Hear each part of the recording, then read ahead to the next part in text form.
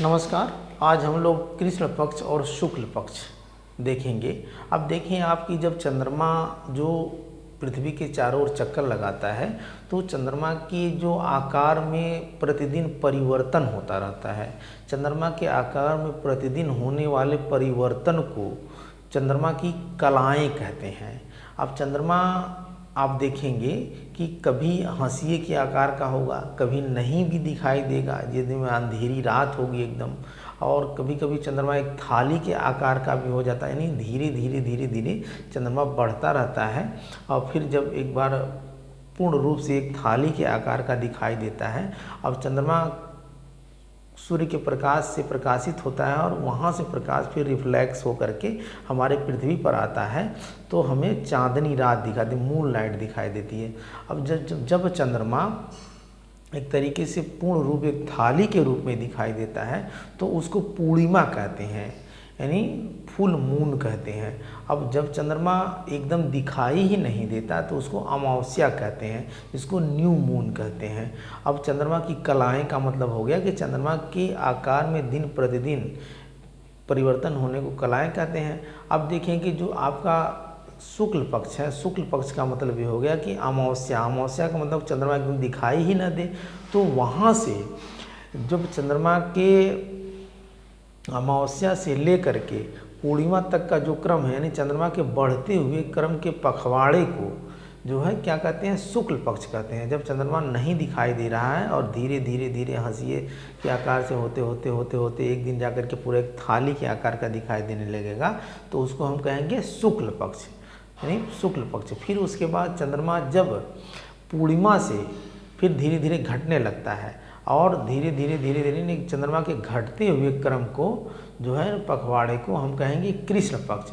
तो अब उसी में एक होता है कि यानी अब एक पूर्णिमा से दूसरे पूर्णिमा तक जाने में चंद्रमा को कितना समय लगता है, 29 दिन 12 घंटे और 44 मिनट का समय लगता है। अब आप उसी 29 दिन 12 घंटे का मतलब हो गया कि अब उसी को आप आधा कर देंगे तो आधे आधे मतलब कि लगभग 15 दिन, यानी 14.5 या 15 दिन में आपका एक बार कृष्ण पक्ष आएगा, एक बार शुक्ल पक्ष आएगा। तो इस तरीके से आप देखेंगे कि जो चंद्रमा की कलाएँ, चंद्रमा की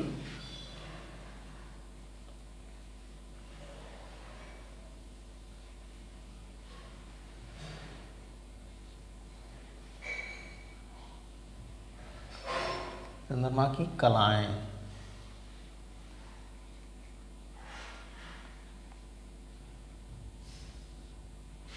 चंद्रमा के आकार में प्रतिदिन होने वाले परिवर्तन को चंद्रमा की कलाएं कहते हैं। कभी चंद्रमा एकदम नहीं दिखाई देगा, कभी दिखाई देगा। अब जब चंद्रमा जैसे इसमें जब चंद्रमा पूर्ण रूप से दिखाई देगा तो उसको क्या कहेंगे, पूर्णिमा कहेंगे। अब जब चंद्रमा नहीं दिखाई देगा तो उसको अमावस्या कहेंगे, यानी पूर्णिमा।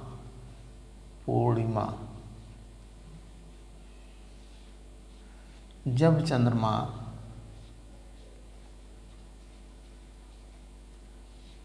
पूरा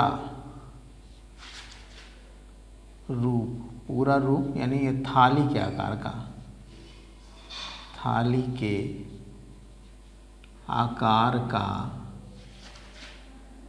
आकार पूरा रूप का दिखाई देता है, इसको क्या कहते हैं, पूर्णिमा। अब इसको पूर्णिमा को कहते हैं फुल मून, इसको कहेंगे फुल मून, इसको फुल मून कहेंगे। फिर उसके बाद आपका है अमावस्या, इसको कहेंगे न्यू मून, अमावस्या। जब चंद्रमा दिखाई ही नहीं देगा, जब चंद्रमा दिखाई नहीं देगा तो यानी अमावस्या की रात होती है, अमावस्या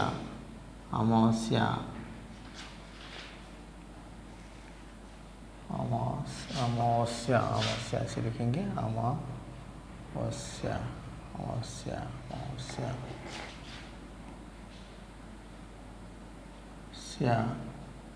की रात होती है।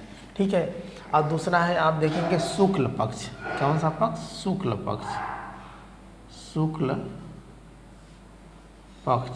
शुक्ल पक्ष यानी अमावस्या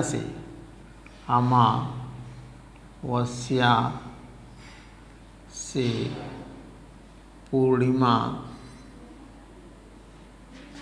तक चंद्रमा के बढ़ते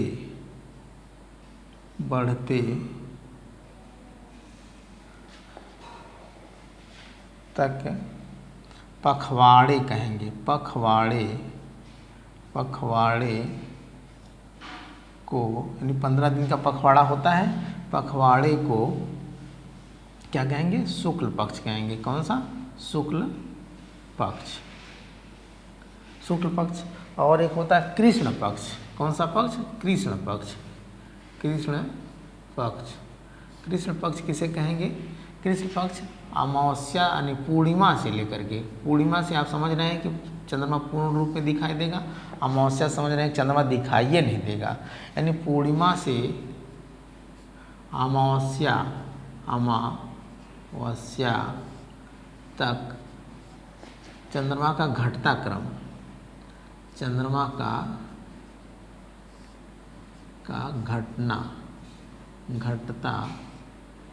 घटता क्रम पखवाड़े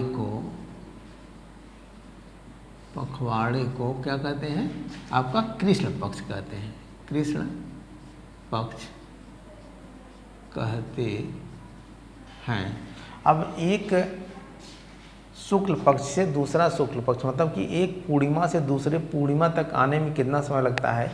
एक पूर्णिमा से